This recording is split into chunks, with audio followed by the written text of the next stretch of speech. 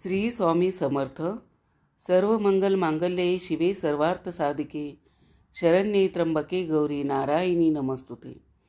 मैत्रिणींनो, उद्या आहे मार्गशीर्ष महिन्यातला दुसरा गुरुवार आणि आपण दुसऱ्या गुरुवारची पूजा सकाळी महालक्ष्मीची पूजा करतो. आणि पूजा करते वेळेस आपल्याला काय काय साहित्य लागते ते आपण अगोदरच काढून ठेवतो. तर आज आपण जाणून घेणार आहोत पूजेसाठी काय काय साहित्य लागते. सर्वात अगोदर आपल्याला एक चौरंग किंवा पाट घ्यायचा आहे. त्यावर अंथरण्यासाठी लाल किंवा पिवळ्या रंगाचं एक नवीन स्वच्छ वस्त्र घ्यायचं आहे. कलशाखाली राशी मांडण्यासाठी थोडे तांदूळ किंवा गहू घ्यायचे आहेत. कलश स्थापनेचं साहित्यासाठी आपल्याला एक तांब्याचा किंवा पितळेचा तांब्या, त्यामध्ये टाकण्यासाठी 1 रुपयाचे नाणे, 1 सुपारी, थोड्या अक्षदा, हळद, कुंकू, दुर्वा आणि कलशाच्या मुखावर लावण्यासाठी 5 विड्याची पाने किंवा आंब्याची डहाळी आणि त्यावर स्थापना करण्यासाठी 1 शेंडी असलेला नारळ.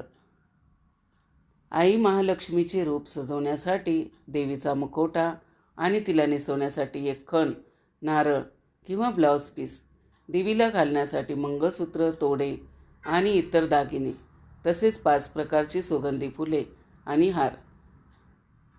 प्रत्यक्ष पूजेसाठी हळद, कुंकू, अष्टगंध, चंदन आणि अक्षदा.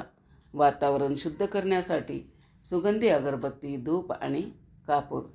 तसेच दिव्यासाठी समई, निरांजन, वाती आणि तूप किंवा तेल. नैवेद्यासाठी 5 प्रकारची फळे, दूध, साखर आणि लाह्या बत्तासे. गणपतीच्या पूजेसाठी 1 सुपारी आणि 1 विडा. आणि सर्वात महत्त्वाचे म्हणजे कहाणी वाचण्यासाठी मार्गशीर्ष महालक्ष्मी व्रतकथा पोथी. तर मैत्रिणींनो, पूजेसाठी लागणारं आवश्यक साहित्य ही तयारी आपण पूर्ण करून घ्यायची आहे. म्हणजे आपल्याला देवीची पूजा करते वेळेस आपल्याला घाई गडबड होणार नाही. तर कसा वाटला हा व्हिडिओ माझा कमेंट करून नक्की सांगा. चॅनलवरती जर नवीन असाल तर चॅनलला सबस्क्राईब करा.